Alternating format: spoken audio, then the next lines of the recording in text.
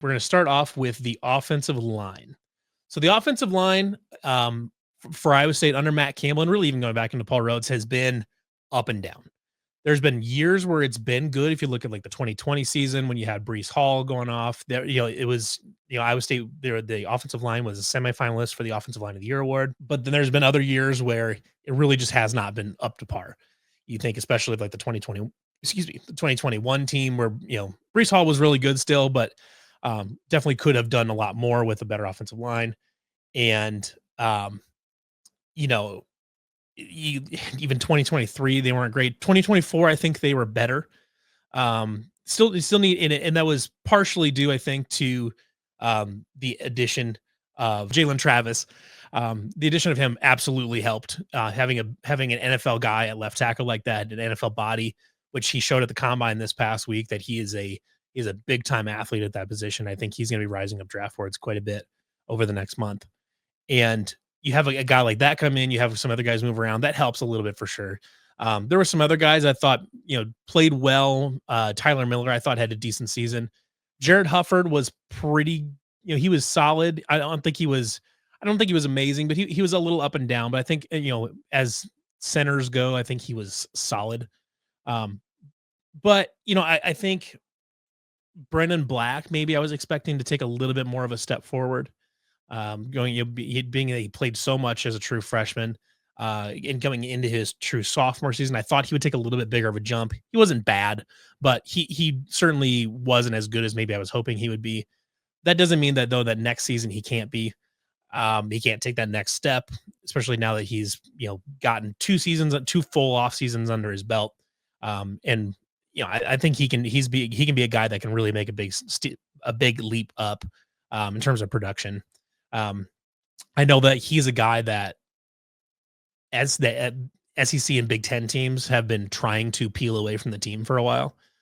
He's got the body, he's got the aggressiveness to be a big time offensive line. Just need the switch to come on. And that's where I think that can absolutely happen this offseason for him. But then you have, at the left guard spot, you had Trevor Burr a little bit. He was coming off an injury, and Dylan Barrett was hurt a lot this season. Left guard spot was was a little bit of a rotating deal. That was probably the weakest spot on the line, I would say. But when Dylan Barrett was healthy, he was a good player. He was a solid player that did a nice job. But it wasn't. Like I said, it wasn't like a mind blowing thing. But Dylan Barrett is just going to be a senior this coming season, so he'll have a full year back in the program. As far as he's healthy, he'll be healthy again. He'll have a full year in the program. I think he's another guy that I would pencil in as the starter right now, as a starter. Iowa State likes to move guys around the line a little bit, but you have some nice players here that I think can take a nice step forward. So let's go and look. But first I want to go through the depth chart so we can see kind of who you lose, because there are, along with Jalen Travis, we do lose a couple names there. So Jalen Travis is the big one there. Obviously left for the NFL draft. Jared Hufford also graduated, and you also lose Tyler Miller, who also graduated. So you're losing, I would say your three best linemen from last year. So that's always tough. It's tough to lose that many snaps and to lose that much experience, especially in an offensive line where you just want chemistry there. I think they've got guys on the roster that can fit that spot, but this is going to be one where, Brian Clanton's going to have to coach his butt off this offseason to get everybody ready to go. Because you're not subbing in a lot of snaps necessarily. Dylan Barrett's he's played some snaps, not a lot though. He didn't play a lot at Wisconsin, but like I said, when he was healthy last year, he was really good. Jim Boniface has played a bunch of snaps at Iowa State. If they keep him at center, he'll be the starter there. I would assume Brendan Black will be the starter there at right guard. Trevor Burr, if he's healthy, you could put Trevor Burr at left guard and then move Dylan Barrett to the outside. I think that's certainly a possibility if you think that Dylan Barrett's your best body out there. But I want to take a look at the roster real quick, just so we can kind of see who's here for the spring in terms of personnel, because there are a few freshmen in here as well. So one of the things too that is kind of a big factor in on all of these state of the program things too is the new scholarship limits where they went down, they had to go down to 105. Um, or not, I should not say, I shouldn't say scholarship limits, but new roster size limits is 105. So this all plays into it because you're a little bit thinner at some positions, and we got to see how they, how they divvy these up because obviously you've got a ton of bodies here at offensive line. A few guys here. Tyler Morrow's been in the program for a while. I would think he'll factor into into the two deep for sure. Is it Dylan Barrett? Dylan Barrett and Brendan Black. I think you can pencil them in as starters along with Jim Boniface. And this is obviously pending spring and anybody else kind of breaking out during spring practice. Trevor Burr, I think, is a guy I think they were really excited about him. He's had to deal with some injuries. I think that's a guy that's absolutely in contention. Maybe you do that. Dalen Hazard is another guy that he's played some. We've heard a lot about him through off seasons and through fall camps and things like that. He's going to factor in. I don't know where exactly, but he's going to factor in somewhere if he's healthy. I would guess he's probably a left tackle type body along with Gabe Greenlee right there. I think that's 6'7", 310. That's got left tackle written all over it. The names that kind of got dropped by and James Neal is another one there. He's played a bunch of snaps he's played snaps at left tackle, some at left guard. We'll see what they do with him, but he'll factor into the conversation. But the two names that were dropped towards the end of last season as guys that took a big step forward during on the scout team last season were the Helton twins. So that'd be Brent and Wade Helton. Those are two guys. Yeah. I think I really think they might play into this. That was a name. Those were two names that Matt Campbell brought up a lot in the offseason, especially towards the end of the season in bowl practice and things like that, and usually if Matt Campbell takes the time in a press conference to specifically name check guys and say, hey, these guys have done a really great job during bowl practices, during scout team practices during the season. Those are guys that you can typically look at for the next season and say, these are your contenders at this spot.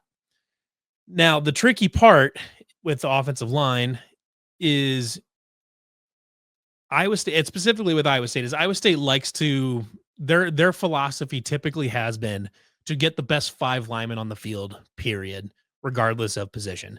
So they find the best 5, they're the 5 they feel the best about, and they just kind of go with that. So it's that there's ups and it's a double-edged sword.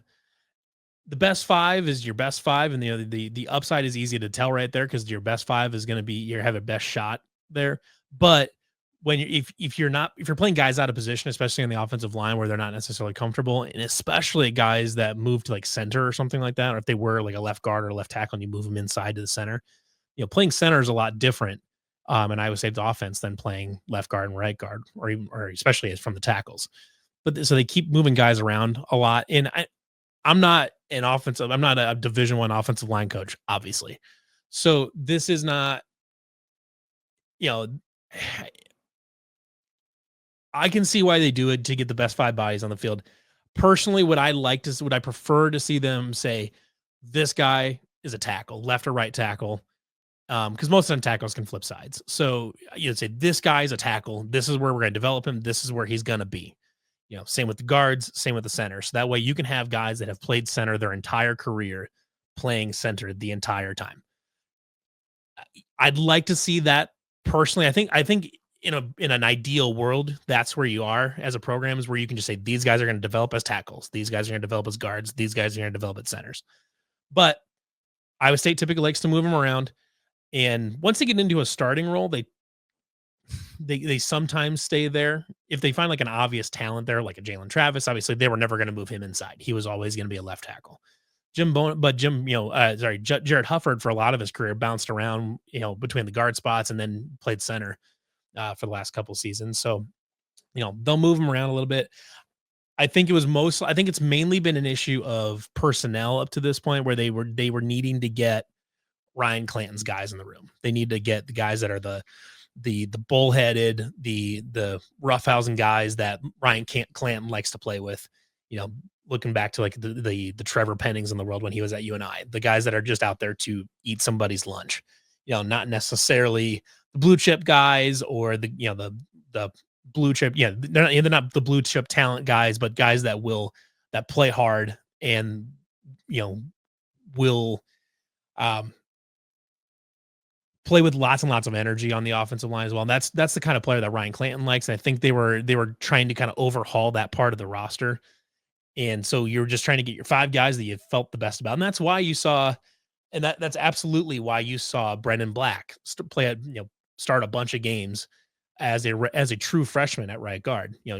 In college, you rarely see true freshmen start at right guard, or not right guard, just anywhere on the offensive line at Iowa State. And even really at any other program too, like even at high level programs, blue chip offensive linemen do not often start. You should have guys in the program now that fit your philosophy and that are ready to play. So, offensive line is never a quick fix. It's never something that you can just turn around in a year, even in transfers.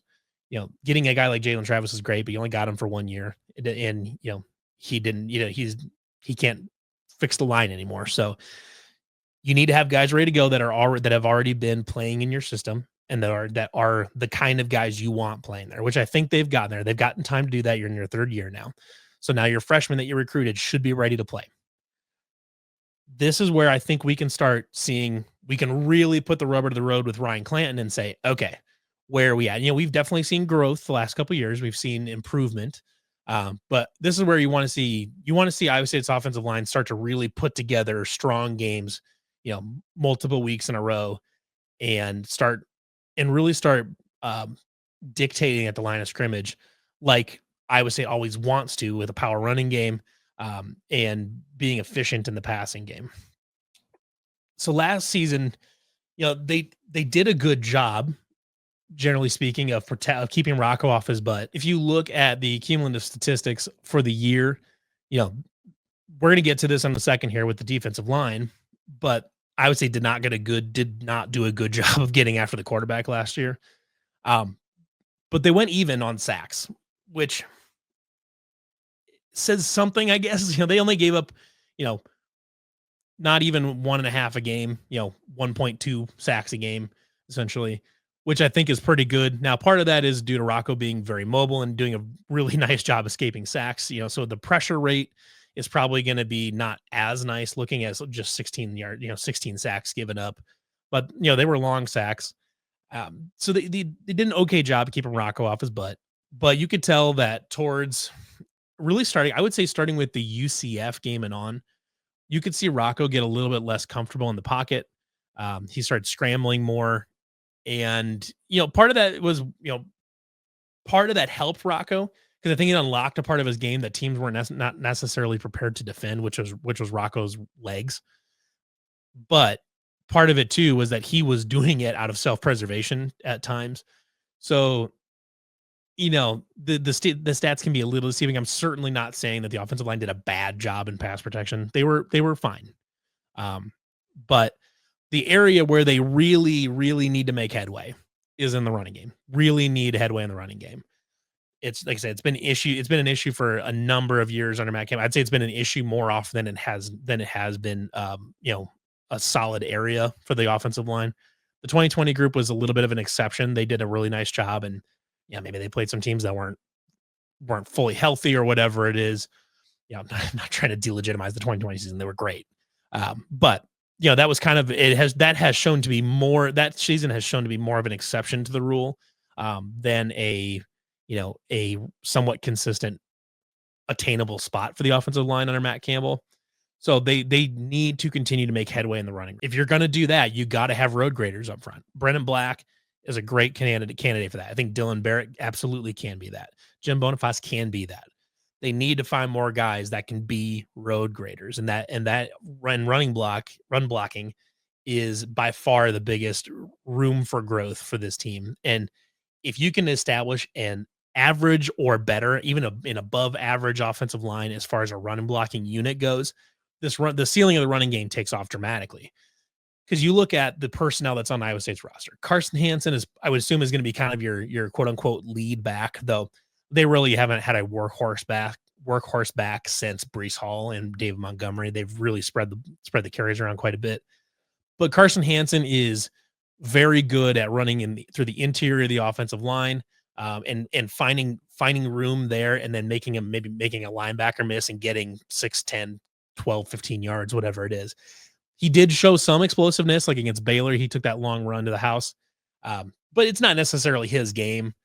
But you get him a little bit extra room, and all of a sudden he can turn a 4-yard carry into 8 pretty quick if he can get just an extra couple feet of space, or he gets one more block.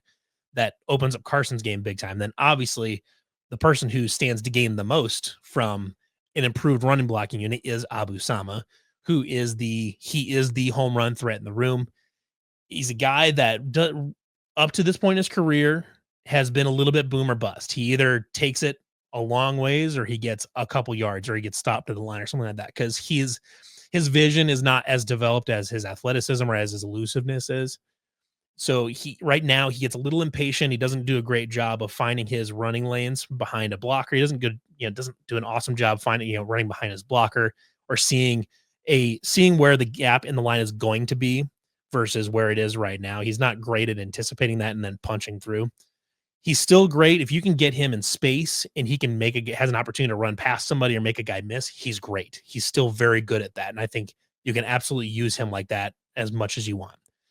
But if you can have him be able to run off tackle and have a lead blocker in front of him and have some room to run, his elusiveness becomes way more valuable to your team. His home run capability becomes way more valuable and more consistent by unlocking that part of the game. Because for a long time, Iowa State running backs have kind of just had to deal with, you're going to get hit at the line of scrimmage, and if you can make a guy miss at the line of scrimmage, you can get yards after that. But your job starts at the line of scrimmage, not 3 or 4 yards downfield like you'd like it to be. We're going to see, as far as personnel goes, we're going to see more of this after spring. We'll hear more, and really, hopefully, I don't think we're going to see any sort of I don't think we're going to know any sort of consistent rotation publicly anyways. I'm sure the program will have an idea, but I don't think we're going to know as a fan base, the people, I don't think are going to know what the rotation is going into fall camp necessarily, because I think they're going to try out a lot of guys there. They typically do rotate quite a few people on the offensive line. I would guess probably 10 a game, I would imagine.